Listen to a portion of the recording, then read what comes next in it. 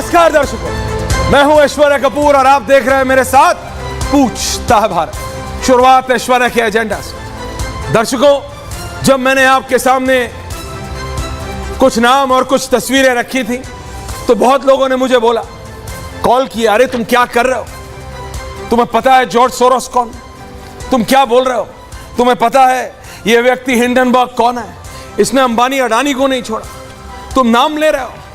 मैं आज कह रहा हूं, वो जो 4 नाम मैंने उस दिन लिए थे, जरा गो ऑन ग्राफिक्स नाउ, चाहे वो जॉर्ज सोरोस हो, हिंडनबर्ग हो, जॉन द्रे हो, या फिर हमारे अपने योगेंद्र यादव जी हो। हमारे अपने कह रहा हूं क्योंकि कितनी बार तो मैंने खुद उनसे डिबेट की है, you are running the wrong visual Sharma. ये 4 लोगों के बारे में मैं आपको बता चुका हूं दर्शकों। योगेंद्र, मैंने एक जिसे कहते हैं ना वो करोड़ों रुपए का सवाल टाइप क्वेश्चन, मैंने कहा था पता लगाइए, और एक दिन 1 घंटे का शो सिर्फ इस पे हो सकता है कि how is Yogendra Yadav and John Dreze directly और इनडायरेक्टली कनेक्टेड टू द, वो जो आदमी ऊपर बैठे बुजुर्ग जरूर है, अमीर भी बहुत है, लेकिन इनको दुनिया के देशों को डिस्टेबलाइज करने में बड़ा मजा आता है। क्यों? क्योंकि हर चीज से पैसा कमाते हैं, लोग मरते हैं ये पैसा कमाते हैं, तबाही मचती है ये पैसा कमाते हैं। वो हैं जॉर्ज सोरोस। स्टॉक मार्केट में गरीब आदमियों लुट रहे हैं, अमीर लोग करोड़ों लाखों रुपए कमा रहे। भारत में भी एक नेता हैं 46 लाख प्लस कमाए थे। पूछता है भारत कौन, बताया था मैंने आपको कौन।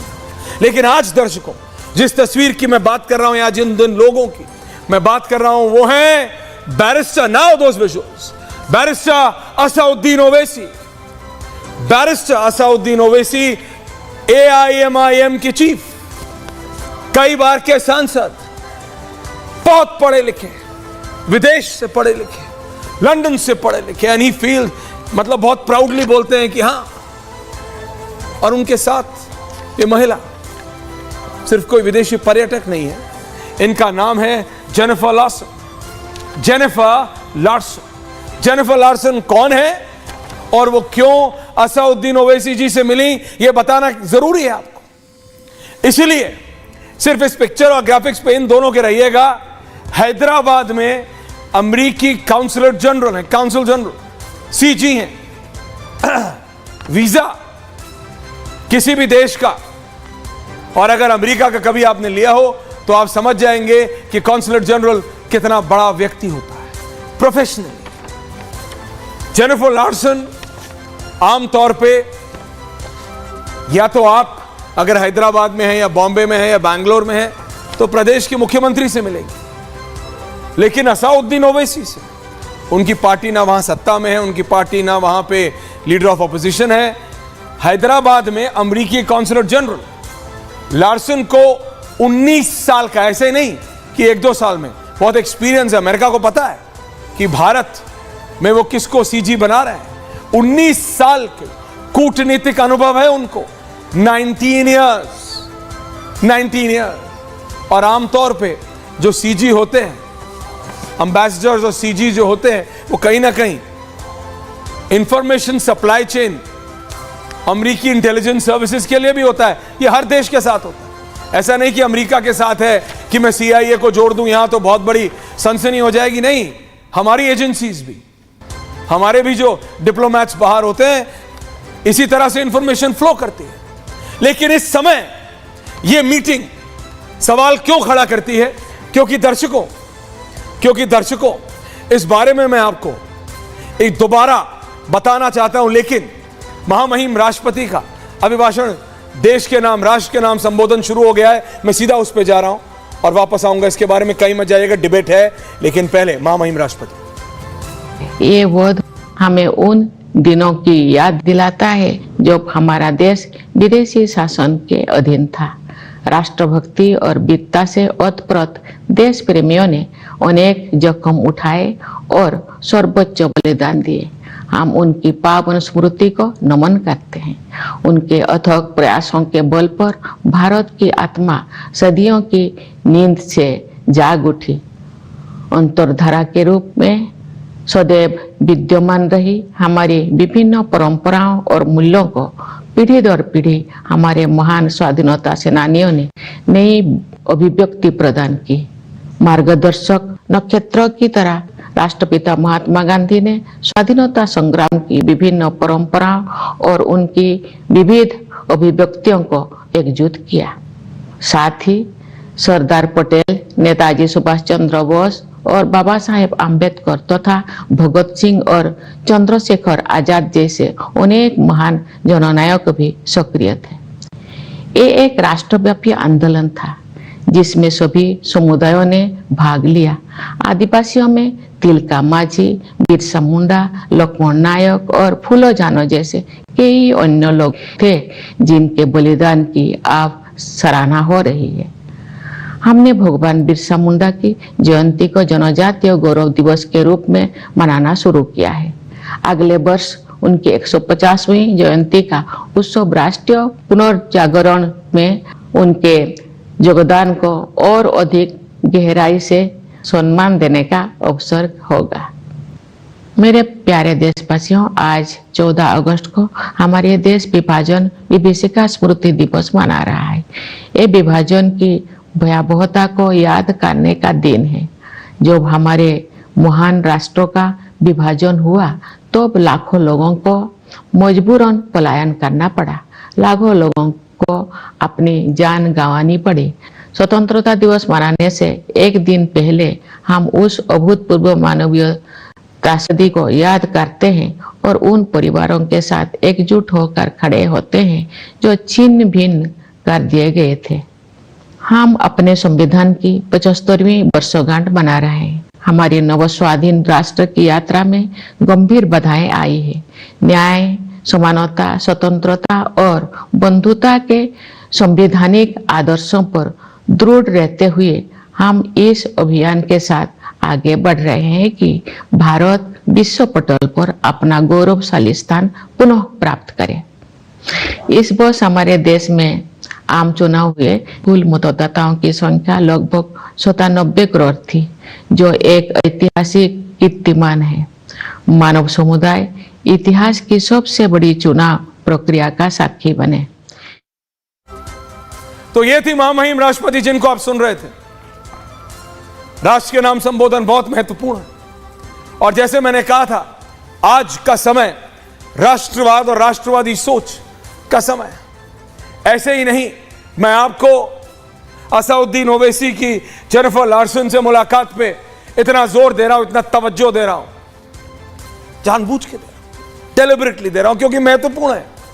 आपको याद है, जो एक तरफ ये बांग्लादेश के तबाही के विजुअल्स चल रहे हैं, मैंने उस दिन भी कहा था कि इसके ऊपर अमेरिका का स्टैंप है, CIA का स्टैंप है, तो लोगों ने कहा था मजाक उड़ा रहा है। शेख हसीना ने कहा, आया था एक गोरा, बोल रहा था कि अपने देश का एक आइलैंड दे दीजिए, आप इलेक्शन जीत जाएंगे। आप बात समझिए क्या हो रहा है। और जब मैं अभी बात कर रहा हूं आपसे, तो थाईलैंड में, जी हां, कोई बहुत दूर नहीं है, थाईलैंड में, और थाईलैंड का नाम लेते ही छुट्टी मत प्लान करने लगिएगा, क्योंकि बात मैं इतने आपको बता रहा हूं, थाईलैंड के सुप्रीम कोर्ट ने उनके प्रधानमंत्री को हटा दिया है। वहां भी अनार्की है। बांग्लादेश में इस समय जो महंगाई दर है वो पिछले कई दशकों में सबसे ज्यादा हो गई है। ये चैंपियंस ऑफ डेमोक्रेसी जहां घुसते हैं तबाही मचाते हैं, लेकिन असदुद्दीन ओवैसी से क्यों मिली जेनिफर लार्सन, ये कोई नहीं जानता। और ये उसी अमेरिका के देश की सीजी हैं जो हमारे देश के, या अनडाउटेडली मैं कहूंगा दुनिया के सबसे अच्छे शिल्पकार योगीराज जी को, कहना तो तस्वीर ऑन है, योगीराज जी की तस्वीर ऑन है, जिन्होंने रामलला की मूर्ति बनाई, जिन्होंने हर एक भारतीय के दिल को छुआ। उनको वीजा नहीं देता अमेरिका, लेकिन उनकी कॉन्सुलेट जनरल जय फिलिस्तीन बोलने वाले, बोथ द विजुअल्स एक साथ, जय फिलिस्तीन बोलने वाले असदुद्दीन ओवैसी से मिलने जाती है। पूछता हूं मैं और पूछता है भारत, जेनिफर लार्सन, अमेरिका तो इजराइल के साथ खड़ा है। अमेरिकन प्रेसिडेंट ने तो खुल के बोला है ना कि अगर ईरान ने हमास का बदला लेने की कोशिश भी की हानिए का बदला कोशिश भी की तो हम तबाही मचा देंगे। तो जय फिलिस्तीन बोलने वाले असाउद्दीन ओवैसी से क्या बात करनी थी जेनिफर लार्सन को? पूछता है भारत, बताएंगे नहीं? असाउद्दीन ओवैसी जी हर बैठक के बारे में अंदर से बाहर आके बताते हैं, यहां नहीं बताएंगे क्या बात हुई अमेरिकन काउंसिल ऑफ जनरल से? इस सब की टाइमिंग सवालिया निशान है। Why at this very moment? Why? Asaduddin Owaisi कोई प्रो अमेरिकन है? नहीं है। मैं बोल रहा हूं असाउद्दीन ओवैसी एक लौते भारतीय सांसद हैं जिन्होंने शपथ लेते हुए जय फिलिस्तीन बोला। बोल दें जेनिफर लार्सन कि वो सपोर्ट करती है उनका, वो तो मैं मान जाऊंगा, ठीक है वो उसलिए गई थी। बोल सकती है, नहीं बोल सकती, अमेरिकन पॉलिसी के खिलाफ है। लेकिन मेरे को दिक्कत अमेरिकी पॉलिसी से नहीं है शहजाद जी, दीपक चौरसिया जी, मेरे को प्रॉब्लम है भारत की शांति को जो लोग बिगाड़ना चाहते हैं। क्योंकि एक बार फिर बांग्लादेश के विजुअल्स पे जा रहा हूं और आपको यह बात बता रहा हूं कि भूलिएगा मत, जो अभी हफ्ता भर पहले बांग्लादेश में विदेशी ताकतों के दम पे हुआ है, so called champions of democracy के दम पे हुआ है। और एक बार फिर मैं चाहता हूं कहना है open with my full panel, Shahzad Poonawalla Bharatiya Janata party के नेता हैं, मेरे साथ हैं, वरिष्ठ नेता हैं, युवा नेता हैं, मेरे साथ वरिष्ठ पत्रकार दीपक चौरसिया जी जुड़े हुए हैं, मेरे साथ AIMIM बैरिस्टर असाउद्दीन ओवैसी साहब के पार्टी के बहुत ही उम्दा नेता आदिल हसन साहब जुड़ रहे हैं। Adil ji thank you for joining in. मेरे साथ सीनियर जर्नलिस्ट राहुल देव जी जुड़ रहे हैं और इस्लामिक स्कॉलर अतीकुर रहमान भी जुड़ रहे हैं। मैं सबसे पहले कहना है शहजाद पूनावाला रूलिंग पार्टी, जरा मैं इनसे पूछना चाह रहा हूं कुछ सवाल। सर्विंग पार्टी, सर्विंग, अच्छा सर्विंग, हाँ, प्रधानमंत्री प्रधान सेवक की पार्टी है तो भाई वो है। और एक बात और दर्शकों, असाउद्दीन ओवैसी से मिलती हैं जेनिफर लार्सन, क्या भारत की सरकार को बोल के मिली, क्या भारत के विदेश मंत्रालय को बोल के मिली? क्योंकि नॉर्मली जब किसी इंडियन पॉलिटिशियन से मिला जाता है तो there is a protocol to it. मैंने एक सीनियर IFS ऑफिसर से बात की, फॉरेन सर्विसेज में है, उन्होंने बोला there is a process. CG जैसा महत्वपूर्ण व्यक्ति, she is an important person, वो जब मिलती हैं तो एग्जैक्टली पता होता है भारत सरकार को। तो क्या पता था आपको इस बारे में कोई जानकारी है? और क्या बात हुई, क्या कुछ ब्रीफ दिया गया भारत सरकार को वापस, या इट्स बीन केप्ट क्वाइट? देखिए स्टार्ट में मैं एक शेर या एक शायरी या एक कविता पढ़ना चाहता हूँ। जी प्लीज। ये मैंने स्वतः ही बनाई है, अभी कुछ देर पहले लिखी है। स्वतः बनाई है? हाँ, सेल्फ मेड। जी। जिसे कहते थे मुसलमानों का हत्यारा, ये US को मुसलमानों का हत्यारा बोलते थे, जिसे कहते थे कल तक मुसलमानों का हत्यारा, आज मोदी विरोध में वो लगे भाईजान इनको प्यारा।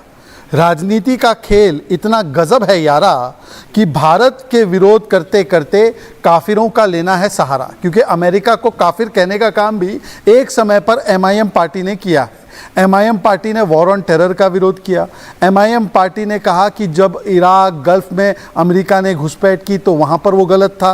अमेरिका के और भी एक्शंस जो तालिबान पे लिए गए उसका भी MIM ने जमकर विरोध किया। और फिर जो यूनाइटेड स्टेट्स ने 2016 में, एक वर्ष में, ओबामा जी के वर्ष में लगभग 26,000 bomb Libya, Iran, Iraq, Pakistan, Yemen, Syria सब पर गिरवाया। मतलब हर रोज़ 72 बॉम्ब, 72 हुर्स नहीं, 72 bombs were dropped on Muslim Nations. तो आज इन चीज़ों का स्वागत कर रहे हैं ओवैसी, तो ये बताएंगे। ओवैसी साहब ये भी बताएं कि कल तक तो वो जय फिलिस्तीन के नारे लगा रहे थे। अमेरिका किसका सबसे बेस्ट फ्रेंड है? BFF किसका है? इजराइल का। इजराइल को उसने पैलेस्टाइन पर और गाज़ा में युद्ध जारी रखने के लिए या वहाँ पर एक्शन जारी रखने के लिए $3 बिलियन से अधिक दिए हैं, हथियार भी दिए हैं। तो मुझे लगता है कि जो कल तक करते थे जय फिलिस्तीन यारा, आज उनको लगता है जय इजराइल का सहारा। तो मुझे लगता है कि इन्होंने आज अपना पाला बदला है, अपनी लाइन बदली है, अपने विचार बदले हैं। और उसके बारे में शायद मुझे लगता है अधिकृत प्रवक्ता ही बताएंगे कि क्या गुफ्तगू हुई, क्या चर्चा हुई। पर एक सवाल देखिए, अच्छा लगा कि जेनिफर साहिबा ने कोई हिजाब विजाब नहीं डाला है, वो जो उनका वेशभूषा है उसमें वो गई हैं, और ओवैसी साहब ने भी सहज स्वीकारा है। तो मुझे लगता है कि ये अपने समाज के लोगों के ऊपर थोपना, पर जब आप मुलाकात करें तो ठीक है। चलिए, मुझे लगता है हाथी के दांत ओवैसी के सिद्धांत, खाने के अलग दिखाने के अलग। नहीं, पर मेरा इस समय ये सवाल है, दीपक जी आ रहा हूं, राहुल देव जी आ रहा हूं, मैं पहले AIMIM के नेता के पास जा रहा हूं, आदिल हसन जी। जो प्रेजेंट सिनेरियो में आमतौर पे बैठक होती है, कई राजनेताओं से मिला जाता है। हो सकता है अमेरिका को लग रहे हो कि ओवैसी साहब बहुत महत्वपूर्ण है भारत की राजनीति में। भाई अमेरिकन, वो तो अमेरिका की डिप्लोमेट है ना, तो वो अमेरिकी सोच से चलेंगी। लेकिन जो प्रेजेंट सिनेरियो है बांग्लादेश में, जो इस समय ईरान इजराइल के बीच में चल रहा है, उसके बीच में एक लौते सांसद भारत के माननीय बैरिस्टर असदुद्दीन ओवैसी साहब जय फिलिस्तीन बोलते हैं। अमेरिकन डिप्लोमेट उनसे मिलने जाती हैं, जबकि अमेरिका ने, और असदुद्दीन ओवैसी मिलते हैं उनसे, वही अमेरिका जिसके कहने पे बांग्लादेश में तबाही मची हुई है, वही अमेरिका जिसके कहने पे बांग्लादेश में हिंदुओं को काटा जा रहा है। Can of the visuals on air Sharma और बांग्लादेश, उसके एनवॉय से असदुद्दीन ओवैसी साहब मिलते हैं। वाई, क्यों और क्या बात हुई, क्या आपको पता है? क्या आप कुछ ऑफिशियली बताएंगे? आदिल हसन साहब, is this the only visual you have? जी आदिल जी।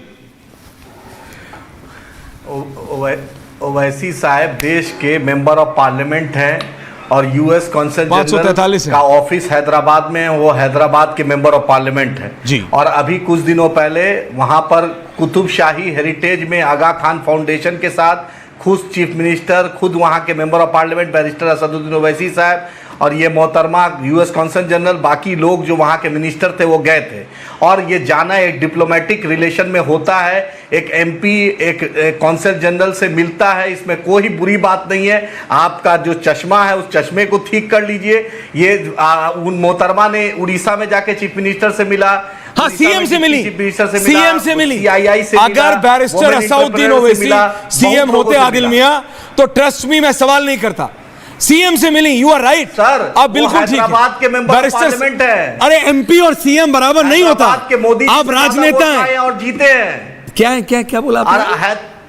सर हैदराबाद का मेंबर ऑफ पार्लियामेंट है, हैदराबाद में कॉन्सुलेट जनरल भारत में 543 और एक मोहतरमा जो है वो आम मोहतरमा नहीं है, यूएस की डिप्लोमेटिक रिलेशन में मिल सकता है। मुझे पता है साहब। आप क्यों नहीं अपने चश्मा का फ्रेम ठीक कराते हैं? मैं चश्मा नहीं पहनता हूं सर, और ना ही कॉन्टैक्ट लेंस लगाता। शहजाद को बोलिए, अभी 10/10 है आप में, शहजाद टेंशन मत लीजिए। ये शहजाद को बोलिए, सुनिए ना शहजाद, सुनिए अभी मेरा सवाल आप सुनिए। शहजाद से आपको डिबेट करनी है, शहजाद जी के ऊपर मैं एक दिन स्पेशल डिबेट करा दूंगा। मैं आपसे पूछ रहा हूं, मैं AIMIM के नेता से, आदिल जी डिबेट पर हैं। आदिल जी आपको अपना पर्सनल स्कोर सेटल करना है, आपको अपना पर्सनल स्कोर शहजाद जी से सेटल करना है, कर लीजिएगा। Not on my debate, not on my time. Adil ji मैंने आपको बहुत एक सीनियर नेता की तरह बुलाया, please don't disturb. Adil ji मैं आपसे सवाल कर रहा हूँ। इसने आदिल जी बोली तो मैं उसका जवाब दे रहा हूँ। नहीं है जवाब। आप मुझे बताइए, आप मुझे बताइए। अच्छा आप मुझे बताइए, एज द आधिकारिक, किसी से नहीं मिल सकता। मैं AIMIM के नेता से पूछना नहीं पड़ेगा। मैं AIMIM के एक बहुत वरिष्ठ नेता से और औपचारिक प्रवक्ता से ये पूछ रहा हूं कि क्या आप रोशनी डाल सकते हैं, दीपक चौरसिया जी और राहुल देव जी ऑल्सो ऑन है, क्या आप देश को बता सकते हैं कि क्यों या क्या बातचीत हुई अमेरिकन डिप्लोमेट और बैरिस्टर ओवैसी साहब के बीच में? आदिल साहब बता सकते हैं?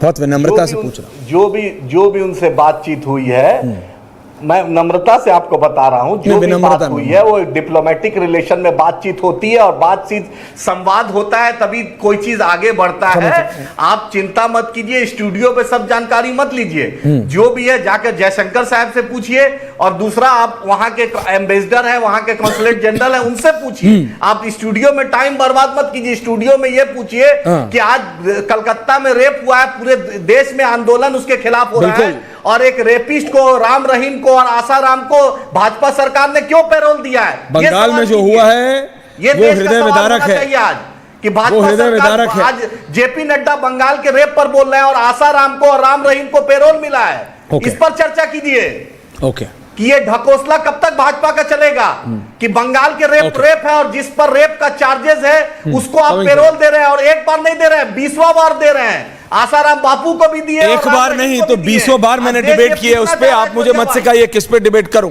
बंगाल पे इससे पहले डिबेट थी, आप आ जाते हैं। आज शर्म की बात है, भाजपाइयों से पूछिए। नहीं आप पूछे ना, पूछा ना, भाजपाइयों से पूछिए, कोई टेंशन नहीं है मेरे को किसी से पूछने में। शहजाद जी आ रहा हूं, लेकिन आप मुझे ये बताइए आदिल जी, राहुल जी आ रहा हूं, आदिल जी टॉपिक पे रहेंगे। मैं सिर्फ इतना पूछ रहा हूं, आपको अभी पता है कि अमेरिका बांग्लादेश में क्या कर रहा है। आपको एग्जैक्टली पता है बांग्लादेश में क्या हो रहा है। मैं लास्ट क्वेश्चन रही हूं, इससे पहले मैं डिबेट खोलूं और मैं बाकियों के पास जाऊं, एग्जैक्टली इन 1 मिनट प्लीज जवाब दीजिए। आपको पता है ना बांग्लादेश में क्या हुआ है? क्या दिल जी आपको नहीं पता है? डिप्लोमेटिक कॉन्वर्सेशन एकदम पता है। हाँ, आपको एग्जैक्टली पता है। ऐसे में ये जो ताकतें भारत में, ये जो द मीर जाफर्स ऑफ भारत, खराब ना लगे तो कह रहा हूं, द मीर जाफर्स ऑफ भारत जो है, जो जानबूझ के भारत में, एक और ऐसे नेता हैं जो विदेश में जाके इन्हीं चैंपियंस ऑफ डेमोक्रेसी से मदद मांग रहे थे, उनको दिख गया देखो जब ये आते हैं तो क्या होता है। मैं अभी भी नहीं औचित्य समझ पा रहा हूं कॉन्सुलेट जनरल का ओवैसी साहब से मिलना eight this very time, that's it, और कुछ नहीं। आदिल साहब मैं सिंपली बोल रहा हूं आपसे। ऐश्वर्या साहब ये पहली मुलाकात नहीं है। मुझे मालूम है सर, मैं दोनों तस्वीरें चला रहा हूं और बाजाप्ते विदेश मंत्रालय भी इसकी जानकारी रखता है। और पहले भी अभी चीफ मिनिस्टर के साथ कुतुबशाही हेरिटेज में मुलाकात हुई है। अभी 10 दिन पहले फिर मुलाकात हुई है, उसका भी बोलिए तो मैं फोटो भेज देता हूं। अरे है, कहां परेशान हो रहे हैं हम? स्टूडियो में टाइम वेस्ट नहीं करते हैं, चीजें रखते हैं, उससे मुलाकात होती है। हाँ। इसमें कोई बड़ी बात नहीं है। अच्छा, ये बहुत सरल है, ये आम नहीं, आप चीज है। छोटी बोल रहे थे, ठीक है, तिल का तार मत कीजिए। नहीं सुनिए, मैं कोई तिल कोई तार नहीं। उन्होंने सीआईआई ध्यान रखिएगा, इंडस्ट्री मिनिस्टर से मिला। बंगाल पे जब डिबेट हो तो आइएगा जरूर। ये मिलता ही बंगाल पे जब मेरा चैनल डिबेट करता है तो आइएगा जरूर। और याद रखिएगा बंगाल में सरकार किसकी है, क्योंकि तब अचानक आप बिजी हो जाते हैं, वारिस भाई की बैठक आ जाती है और आप लोग डिबेट से गायब हो जाते हैं। बट इट्स ओके, आपका थैंक यू आदिल जी आने के लिए, बहुत बहुत धन्यवाद आपका। दावत कबूल करता हूं। थैंक यू सो मच आने के लिए। आप सवाल हेड ऑन ले रहे हैं तो मैं भी बोल रहा हूं। Thank you. दीपक जी और राहुल जी दोनों के पास है, उसके Shehzad I am coming back to you. Rahul ji मैं आपका व्यू पॉइंट जानना चाहता हूं on the meeting please.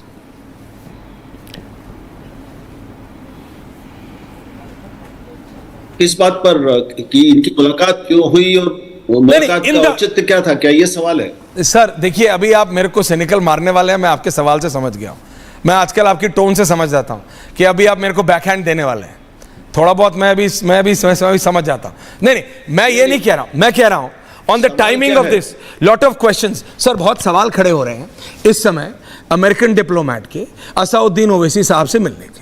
Asaduddin Owaisi pro American है नहीं, असाउद्दीन ओवैसी प्रो इजराइल है नहीं, असाउद्दीन ओवैसी कोई अमरीकी प्रेमी है नहीं। ऐसे में हैदराबाद सीजी असाउद्दीन ओवैसी सीएम है नहीं, एलओपी है नहीं, उनकी पार्टी ना स्टेट में पावर में है ना स्टेट में विपक्ष में है, नथिंग इज देयर। सीएम से मिलते हैं, लीडर ऑफ ऑपोजिशन से मिलते हैं, असाउद्दीन ओवैसी से क्यों? देखिए, दो ही लोग इसका जवाब दे सकते हैं। एक तो ये महिला कौंसल जनरल दे सकती है और उसके बाद ओवैसी दे सकते हैं।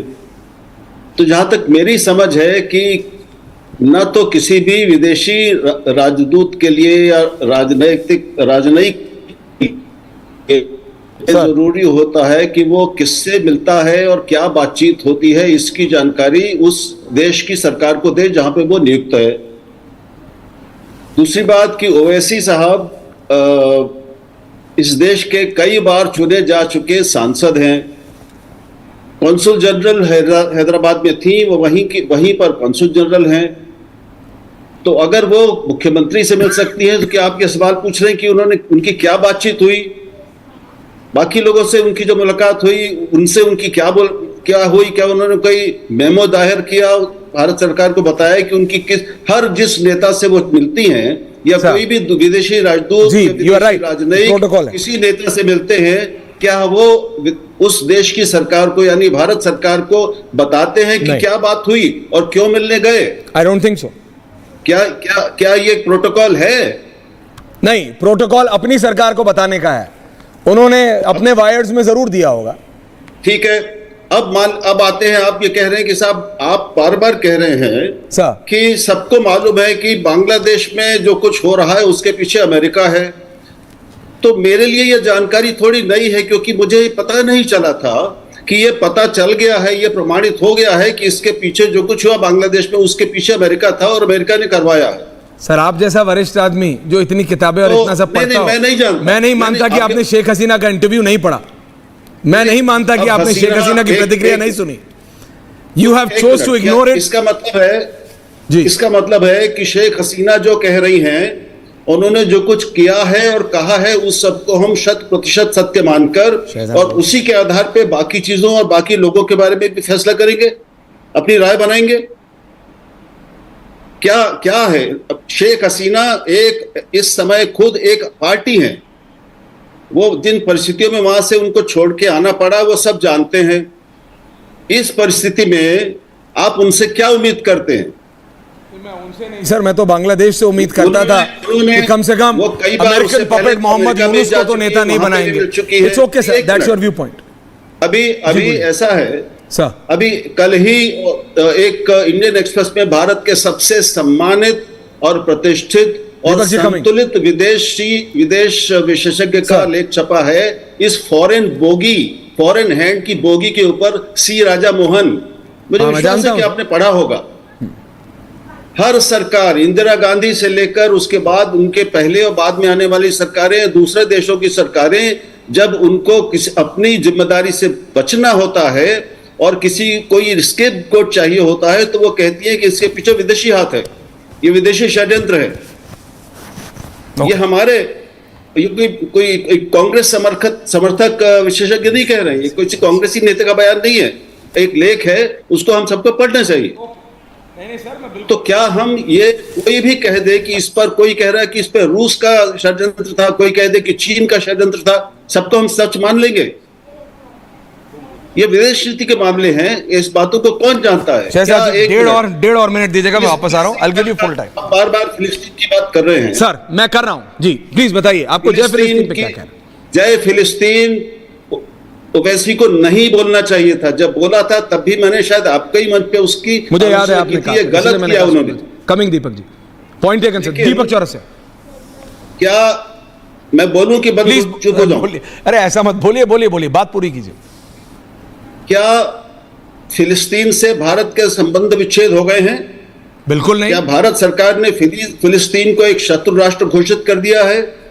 क्या फिलिस्तीन की बात करना एक राष्ट्र विरोधी काम मान लिया जाए? इसको सिद्ध कर दिया गया सर, है? हम तो ऐसा वो कुछ देश हैं हुआ है क्या? जो यहाँ के नेता बनते हैं और पाकिस्तान की तारीफ करते हैं, वो भी सर देश विरोधी नहीं मानते, तो फिलिस्तीन तो चलो सर तब भी दूर है बहुत। तो ऐसा है, जब भारत सरकार भी फिलिस्तीन को उस कई मामलों में साथ दे रही है और वो इजराइल का भी कुछ मामलों में साथ दे रही है, तो डिप्लोमेसी आप जानते हैं हमेशा एक नुआंस चीज होती है, ब्लैक एंड व्हाइट में नहीं होती है। हर देश को अपना राष्ट्रीय हित देखना होता है। पॉइंट टेकन सर, आप कह रहे हैं सब कुछ ग्रे में चल रहा है। दीपक चौरसिया जवाब दे रहे हैं। दीपक जी कमिंग, शहजाद जी उसके बाद। मेरा ये मानना है कि डिप्लोमेसी जो है वो ब्लैक एंड व्हाइट नहीं होती है। और अगर आप अमेरिका समझे, मैं 9/11 जब हुआ था हादसा, उसके बाद सबसे पहली बार अमेरिका से रिपोर्ट करने गया था, लगभग 1 महीने रहा था, और अमेरिकन डिप्लोमेसी को जिसने मुझे समझाया था उसने मुझे बताया था कि अमेरिकन डिप्लोमेसी की एक खासियत है, आप उसके घर में जाओ तो बोलते हैं क्या लेकर आए हो, और जब उसके घर से बाहर निकल रहे हो तो बोलेंगे क्या देकर जा रहे हो। और अमेरिका की एक बहुत शानदार आदत है सबके फटे में टांग अड़ाने की। बांग्लादेश के अंदर उनके रोल की बात आपने खुद ने की, पूरी वर्ल्ड प्रेस इसके बारे में लिख रही है। कुछ ऐसे लोग हैं जो इसके बारे में खुल के बात कर रहे हैं, कुछ लोग ऐसे हैं जो इसके बारे में ढके छुपे शब्दों के अंदर बात कर रहे हैं। और हमारे ओवैसी साहब का इंडियन पॉलिटिक्स के अंदर कोई सबसे बड़ा वैल्यू है तो वो न्यूसेंस वैल्यू है। वो माइनॉरिटीज के एक बहुत कट्टरपंथी सेक्शन को रिप्रेजेंट करते हैं, और अमेरिका जो है ऐसे लोगों से बना के रखता है ताकि जरूरत पड़े तो उनका भी इस्तेमाल किया जा सके। अब मैं आदिल साहब से जानना चाहता हूं, आदिल साहब मैं जानना चाहता हूं कि क्या फिलिस्तीन के विजिवेज इतने अमेरिकन डिप्लोमेट आपके इतने सगे हो गए कि आप उनके साथ माला पहन रहे हैं, फोटो खिंचवा रहे हैं? फिलिस्तीन की हालत में तो कोई बदलाव नहीं आया, ऑल आइज ऑन राफा तो अभी भी है। तो फिर आपका दिल कैसे बदला, ये भी समझा दीजिए देश को। ये दीपक भाई, ये बिग बॉस का शो नहीं है, ये डिप्लोमेटिक रिलेशन है। कौंसल जनरल का ऑफिस है हैदराबाद में और ना मेंबर ऑफ ना पार्लियामेंट ना, बिग बॉस का शो डिप्लोमेटिक रिलेशन, एक मेंबर ऑफ यही कह रहा हूँ, बिग बॉस का शो और डिप्लोमेटिक रिलेशन दोनों हैंडल कर सकता हूँ मैं, दोनों हैंडल कर सकता हूँ आदिल साहब, मैं दोनों हैंडल कर सकता हूँ और 31 साल से वही करते आ रहा हूँ। आपके साथ और वही 31 साल से करते आ रहा हूँ मैं वही 31 साल। अच्छा, रिलैक्स रिलैक्स, आप चीज को सीरियस लीजिए, जर्नलिज्म को सीरियस लीजिए। अच्छा आदिल साहब, बिग बॉस का शो नहीं है, कुछ भी आए कुछ भी बोल दिए। जब आप कुर्ता पजामा, दीपक भाई आप सीनियर जर्नलिस्ट है, उसका पजामा पहनना नहीं सीखे होंगे तब राहुल देव जी मेरे संपादक थे, पूछ लीजिए उनसे कि मेरा कंट्रीब्यूशन क्या है। पता है, जानते हैं आपके बारे में, सुनिए आपके बारे में, आप जिसके बारे में जो जानते हैं, पर्सनल कमेंट्स नहीं, नाउ कंटेंट आदिल जी पर्सनल कमेंट नहीं, रिलैक्स। आजकल बिग बॉस के घर से ज्यादा एंटरटेनमेंट व्हाइट हाउस हो रहा है। व्हाइट हाउस के बारे में जरा देखिएगा क्या चल रहा है। राष्ट्रपति कहां जाते हैं, कहां निकलते हैं, घर के बजाय गार्डन में चले जाते हैं, किसी और महिला को अपनी पत्नी समझ लीजिए। अमेरिका में क्या हो रहा है वो बहुत कोई मतलब बिग बॉस से कम एंटरटेनमेंट नहीं है, on a lighter note. But मैं आपसे फिर कह रहा हूं, उन्होंने सवाल ये किया, शहजाद जी को भी लाइए उन्हें, कि अमेरिका की पॉलिसी में कोई बदलाव आया क्या फिलिस्तीन को लेके?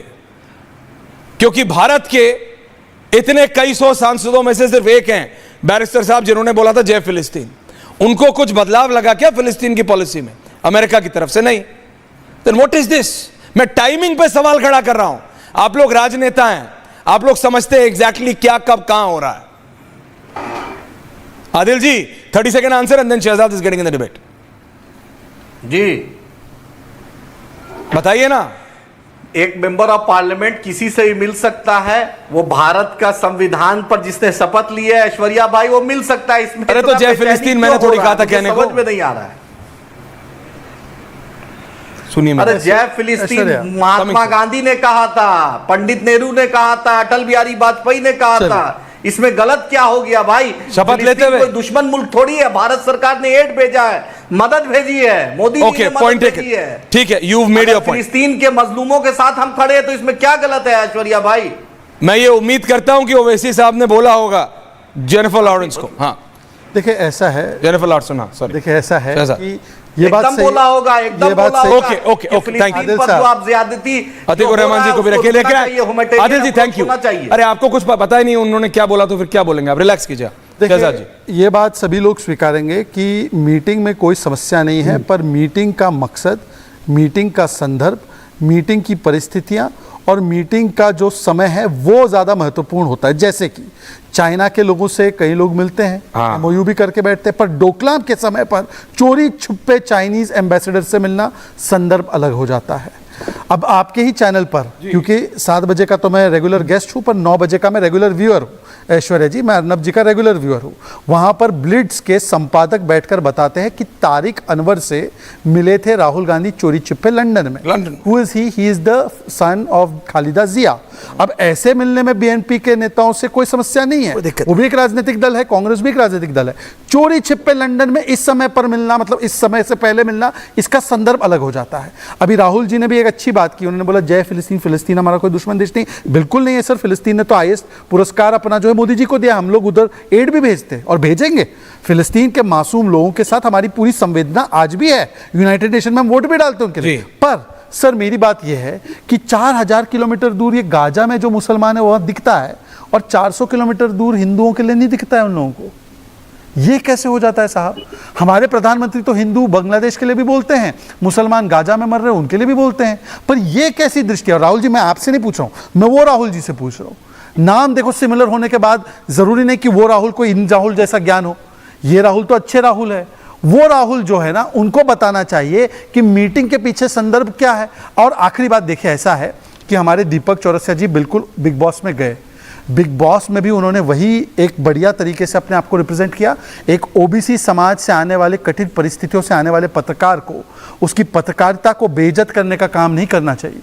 मुझे लगता है कि जो पीडीए करके नाचते रहे ना यहाँ पर, जय भीम, आज कम से कम भीम के नाम पर कम से कम एक ओबीसी पत्रकार की पत्रकारिता को आप खारिज कर रहे हैं। उस समय पर उन्होंने पत्रकारिता की है जब आपके यहाँ पर आपकी पार्टी का जो है कार्यकर्ता भी पता नहीं होता था उसको कि कहाँ पार्टी की चुनाव लड़ रही है। तो इसलिए मुझे लगता है कि वो ओबीसी पत्रकार को बेइज्जत मत कीजिए। Atiqur Rahman, back on the topic. Atiqur ji. जी यस जी ऐश्वर्या जी, आपका व्यू पॉइंट जानना चाह रहा हूं सर। तबीयत ठीक है ना आपकी? नहीं ऐश्वर्या जी, जो बातें हो रही हैं सर ओवैसी साहब को लेकर और आप उसमें मिक्स कर दे रहे हैं इसका भी, बांग्लादेश का भी मामला, तो मैं नहीं समझ पा रहा हूं क्या सर मैं मिक्स नहीं कर रहा हूं। आप मेरी बात समझिए, टाइमिंग। कि राहुल देव जी को डाउट है, मेरे को नहीं है, तो मैं खुले में कह रहा हूं, it has an American stamp on it. Yunus साहब आप को, राहुल जी की बात का, नहीं मैं किसी की बात का कुछ नहीं कह रहा हूं सर। मैं आपसे आपका व्यू पॉइंट जान रहा हूं। ये दूसरे के कंधे पे बंदूक रखना चला के बंद कीजिए। अभी ये सब जनता देखती है, कहां आप मेरे कंधे पे बंदूक रख के अब मेरी और राहुल जी की लड़ाई करा रहे हैं। रिलैक्स और अमेरिका में कॉमन नहीं, कुछ नहीं है भैया। अरे नहीं, राहुल जी तो ऐसे व्यक्ति नहीं है कि लड़े किसी से, लेकिन राहुल जी ने जो सवाल उठाए हैं आप बहुत खूबी से उसको स्किप कर गए। कम से कम मेरे सवाल को तो जवाब दे दीजिए, या कम से कम बीजेपी के स्पोक्स पर्सन से जवाब दिला दीजिए। पूछिए ना, सामने बैठे। चेंज करने वाली बात आ रही थी ना। नहीं इन्होंने क्या सवाल किया कि ओवैसी जी का क्या स्टांस यूएस को लेके चेंज हो गया है। तो सवाल ये बनता है कि क्या हिंदुस्तान की रूलिंग पार्टी या रूलिंग रिजीम का भी स्टांस यूएस को लेके, एक वक्त था जब ये कहा जाता था हमारे प्रधानमंत्री द्वारा कि अब की बार ट्रंप सरकार, तो वो अमेरिका को लेके भी आपका स्टांस चेंज हुआ है क्या? अब क्या हो गया? क्योंकि हसीना जी को, आपको ऐसा लगता है कि वहां पर कुछ अमेरिका ने कुछ छेड़छाड़ कर दी, तो अगर कल ट्रंप फिर से आ जाते हैं तो आपका स्टांस फिर से चेंज होगा क्या? आप किसको वर्गला रहे हैं? आप इंडिया की पब्लिक को वर्गला रहे हैं, अपने व्यूअर्स को वर्गला रहे हैं। आप चाहते क्या हैं? अरे कौन सी ऐसी कंट्री है जो हिंदुस्तान के साथ में अच्छे रिलेशन रखना चाहती है? बीजेपी के स्पोक्स पर्सन बताना चाहेंगे? आप बांग्लादेश को दुश्मन बनाने पर आमद आए, आप यूएस को सवाल का जवाब देने के लिए तैयार की मर्जी हो। आपने सवाल पूछ लिया, मैं जवाब दे दूं। जवाब की मर्जी हो। सवाल पूछ लिया, मैं जवाब देना चाहता हूं। अतीक साहब, आपने अच्छा सवाल पूछा, आप सवाल का जवाब सुनिए। मैंने ये कतई नहीं कहा कि हमने अपना स्टैंड अमेरिका के प्रति बदला है। मैंने ये कहा कि क्या ओवैसी साहब को अमेरिका ने कम्युनिकेट किया कि उनके जय फिलिस्तीन के नारे सुनने के बाद उन्होंने इजराइल के साथ दोस्ती तोड़ दी है? वरना तो ऐसा लगेगा कि ओवैसी साहब पार्लियामेंट में जय फिलिस्तीन और वहां पे जय इजराइल कर रहे हैं। ये साहब मैंने सवाल पूछा, सुन लीजिए, अब पूरा सुन लीजिए, मुंडी हिलाने के से कुछ नहीं होगा। दूसरी बात, अमेरिका में तो यूसीसी है, वहां पर तो शरिया वरिया कुछ चलता नहीं है। अरे सुन तो लीजिए मान्यवर अतीक साहब, सुन लीजिए ना अतीक साहब। आप क्यों अतीक साहब अमेरिका के पैरवी करने में आज इतना आप लोगों को क्यों मजा आ रहा है भाई? अरे सुन तो लीजिए अतीक साहब, मैंने आपके बीच में नहीं बोला है। 20-30 सेकंड और दे दीजिए शांति से। 45 सेकंड और। अतीकुर रहमान प्लीज। अतीकुर रहमान जी बीच में नहीं। अतीकुर रहमान जी, अतीकुर जी आवाज सुनाई नहीं देती, आपको पता है। आप लोग हमसे ज्यादा डिबेट कर चुके हैं, प्लीज। मैं रिक्वेस्ट, अरे अतीकुर जी का फेड, अतीकुर जी एक के ऊपर एक बोल के कोई फायदा नहीं है। 30 सेकंड में समाप्त हो जाएगा, आप ही को जवाब देना मान्यवर। अतीक आदिल में आ रहा हूं। अतीक साहब, जब अमेरिका ने आतंकियों पर, जैसे अल कायदा जैसे आतंकवादी गुटों पर और पाकिस्तान में भी स्थित आतंकियों पर कार्रवाई शुरू की थी, तो हम तो सब जो लोग आतंकवाद के खिलाफ है, हम उसको इस्लाम के नाम पर कवर फायर नहीं देते थे, हम तो स्वागत करते थे। आप ही लोग कहते थे नहीं ये मुसलमानों को मार रहे हैं, आप ही लोग इसको कहते थे वॉर ऑन टेरर, नहीं ये वॉर ऑन इस्लाम है। आपने और ओवैसी साहब ने व्यू बदल दिया है, हम तो इसका स्वागत कर रहे हैं भाई। और आखिरी बात मैं आपसे पूछना चाहता हूं, बस लास्ट सवाल है, एक बात बता दीजिए मुझे कि अमेरिका आपको तब भी पसंद आएगा ना जब वहां पर चेंज होगा और नई गवर्नमेंट आएगी, और अगर वो गवर्नमेंट कोई और की रहेगी। ऐसा तो नहीं है ना कि ये जो दोस्ती अभी बनी है किसी के विरोध में, किसी के विरोध में, तो वो जाकर कल खत्म हो जाएगी। और अब जो संदर्भ है वो ये है कि आप लोग बताइए कि गाजा में तो आपको सब कुछ दिख दिया। एक फतवा जो आपके मौलानाओं ने बोला हो कि हिंदुओं पर हमला हो रहा है बांग्लादेश में और ये गलत है, एक फतवा जारी हुआ हो।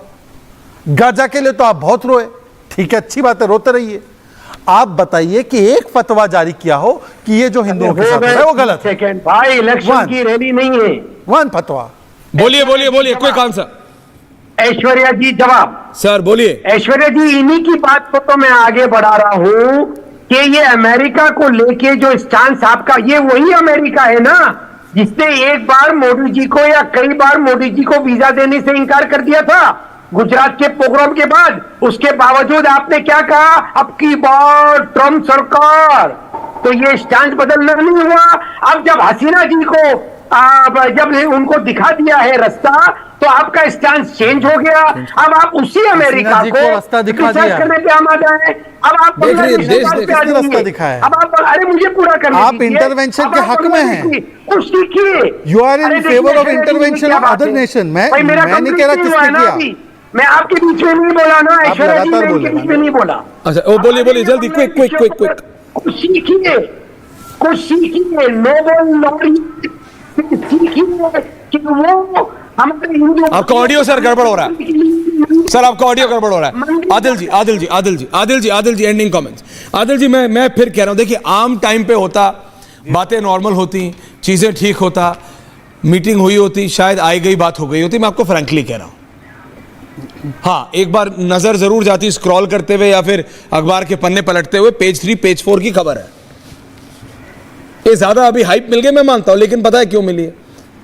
ये इसलिए मिले क्योंकि बांग्लादेश में अभी क्या हुआ है, और उसके बाद वो जॉर्ज सोरोस वाला पूरा tool kit, John Yogendra Yadav ji, ये सारे ये जो अमेरिकन प्लेयर्स, ये सारे ये जो करते हैं, इनको क्या मजा आता है? ये so called champions of democracy grid down, ये जो अपने आप को, ये देश जो अब ये देश अपने आप को, ये देश जो अपने आप को out of this graphic champions of democracy कहते हैं, ये जब जाते हैं कहीं सो कॉल्ड डेमोक्रेसी बचाने, तो कैसे बचाते हैं आपने देखा है। और इसलिए I am just joining the dots, ये डॉट्स को मैं सिर्फ जोड़ रहा हूं। खेल होता है ना बच्चों का, एक रास्ता ऊपर होता है, एक रास्ता नीचे, डॉट्स ज्वाइन करो, अभी वो हो रहा है। इसलिए इस पे जोर दे रहा हूं कि why, what was the need, अभी क्या जरूरत थी, और कोई बात नहीं है। नहीं तो पेज 3 पेज 4 2 कॉलम की भी खबर नहीं है, ये खराब मत मानिएगा ऑन अ नॉर्मल डे। असल बात बैरिस्टर असदुद्दीन ओवैसी साहब 5वीं बार जीत कर जो गए हैं सर, मोदी जी से ज्यादा वोट लेकर गए हैं, तो मुबारकबाद देने आई थी दीपक जी और राहुल कि जी 5वीं बार आप जीते हैं मोहतरमा, मुबारकबाद देने आई थी ओ कि आप मोदी जी से भी ज्यादा पॉपुलर है, मोदी जी से भी ज्यादा आप वोट से जीते हैं, वही मुबारकबाद देने आई हैं कि आपके ट्विटर फॉलोअर फर्जी नहीं है, वही बताने आई थी मोहतरमा। ये तो बहुत बड़ी न्यूज़ समझा ऐश्वर्या साहब? हाँ, और उसको ट्रॉलर को फॉलो नहीं करते हैं, जो गाली देता है लोगों को उसको फॉलो नहीं करते हो। वैसी साहब वही धन्यवाद करने आई थी कि दोहरा स्टैंड नहीं है, आसाराम के लिए पेरोल और राम रहीम के लिए पेरोल, ये दोहरा चरित नहीं है। वही आके मुबारकबाद देने आई थी कि भाजपा की तरह आप नहीं है, आप भाजपा की तरह नहीं है, डबल नहीं आप रखते हैं, आप जो बोलते हैं डंके की चोट पे बोलते हैं। देख रही है जो बोल रहे हैं, भारत देख रहा है, ठीक, ओके, वही आके बताने आई आपका थी व्यू मैडम। पॉइंट है, ठीक है। दीपक जी एंडिंग कमेंट्स, आ रहा हूं शहजाद, आई कम लास्ट, आप करिएगा ना। आदिल भाई, मैं सिर्फ एक ही सवाल पूछूंगा कि बैरिस्टर साहब ने अमेरिका की काउंसलेट जनरल को कहा कि नहीं कहा कि राफा और गाजा पर जो आप अत्याचार कर रहे हैं उसको बंद करिए? कहा हाँ या ना, इतना बता दीजिए। एकदम कहा है दीपक भाई, एकदम कहा होगा, बड़ी मजबूती से कहा होगा। उनका नाम बैरिस्टर असदुद्दीन ओवैसी है। कहा होगा या कहा, ये कह रहा हूं मैं। जो अल्लाह से और अगर कहा तो ये बात सार्वजनिक क्यों नहीं है? जब आप जय फिलिस्तीन संसद के अंदर बोल सकते हैं तो ये बात सार्वजनिक क्यों नहीं है कि काउंसलर जनरल मुझसे मिलने आई, मैंने उनसे कहा कि आप मुसलमानों पर अत्याचार बंद करें? वो जयशंकर साहब को बतला दिया, उन्होंने सोचा कि ये टीवी स्टूडियो में डिस्कस नहीं हो, जयशंकर जी को ईमेल कर दिया है। Okay, point taken. Rahul Dev ji and then Shahzad जवाब दे रहे हैं सबको। राहुल जी, भाई ओवैसी ने क्या कहा मैं पहले कह चुका हूं, ये दो ही लोग बता चुके हैं उस मीटिंग में क्या कहा गया, क्या सुना गया। वो दोनों बोलेंगे नहीं। यहाँ पर सब अंदाज लगा रहे हैं। तो अगर अब दीपक से मैं क्या कहूं, दीपक के लिए मैं नहीं कुछ कहना चाहता, तो उसको जरा इन पर भी सोचना चाहिए कि अब अगर वो अपनी छवि का एक ओबीसी पत्रकार की बनाना चाहते हैं और इस पर कुछ शाबाशी लेना चाहते हैं, या एक निष्पक्ष सर ये मेरे शब्द इन सारी चीजों से परे छवि बनाना चाहते हैं। तो ये जरा उनको सोचना चाहिए। दूसरी चीज कि अगर मोदी जी, उन्होंने, ओवैसी ने उनसे क्या फिलिस्तीन पे, गाजा पे बात नहीं की, और क्या किया किसी को मालूम है? किसको मालूम है? ये किसी को नहीं मालूम है सर, मेरे को पता है। मैं अभी बताऊंगा मेरे को क्या किसी को मालूम नहीं है, और दीपक को भी नहीं मालूम, और किसी को भी नहीं मालूम, बिल्कुल। तो हम उसमें से एक चीज अज्यूम कर रहे हैं और दूसरी चीज अज्यूम नहीं कर रहे हैं। मतलब ये जो एक लॉजिकल फैलेसीज हैं अपने आर्ग्यूमेंट की, अपनी बात की, ये भी तो कम से कम हमें दिखनी चाहिए भाई। Okay sir, point taken. Shahzad, quick counter. सबसे पहले तो एक दूसरे राहुल ने एक पत्रकार को उनकी जाति पूछी थी, इसलिए जब एक पत्रकार जो उस वर्ग से आते हैं उनका सरेआम उनका अपमान किया जाता है और दूसरे पत्रकार चुप होते हैं, तो मुझे उनकी भाषा में जवाब देना पड़ा। दीपक जी, एक सेकंड, राहुल जी ऐसे नहीं, बीच में नहीं। दीपक नहीं, राहुल जी ऐसे ठीक नहीं है, ये ठीक नहीं है राहुल जी, ये ठीक नहीं है। मुझे बात पूरी होने दीजिए। नहीं, मेरी बात पूरी होगी, मेरी बात पहले पूरी होगी। झूठ बोल रहे हैं। आप झूठ सच आप नहीं तय करेंगे ना, ये शो के व्यूअर तय करेंगे। नहीं, झूठ सच आप नहीं तय करेंगे। जब लगातार बोला गया आदिल के द्वारा, नहीं मेरी बारी है, आदिल जी प्लीज नहीं, सब इंटरप्ट कर। नहीं, अरे नहीं, आप बोलिए ना। राहुल जी ने अपनी बात बोली, ओनली 2 मिनट। राहुल जी के बिना बोल, relax Adil ji, please don't. हाँ बोलिए, अपनी बात पूरी कीजिए। जब आदिल ने एक नहीं 4-5 बार बिग बॉस कहा, तब राहुल जी के पेट में एक बार दर्द नहीं हुआ।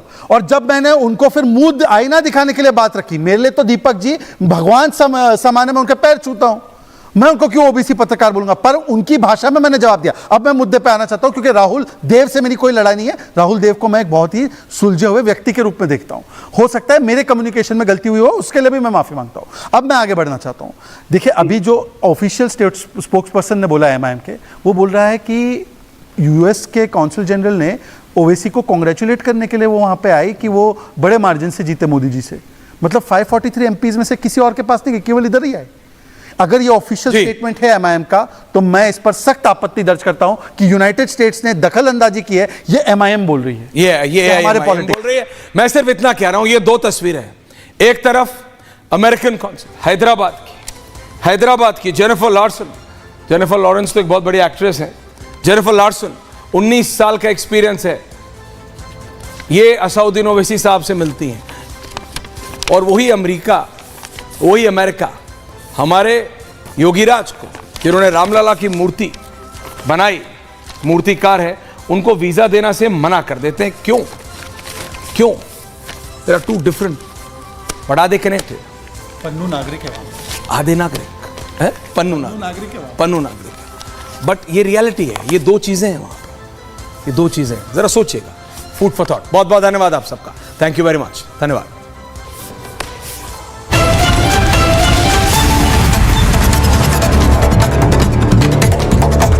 राष्ट्रवाद की बात उठाई, देश को सच्चाई बताई। रिपब्लिक भारत, राष्ट्र के नाम। की अरुण योगीराज का बयान सामने आया है। रिपब्लिक भारत से उन्होंने बातचीत की है और ये कहा है कि मुझे नहीं पता कि आखिर मुझे वीजा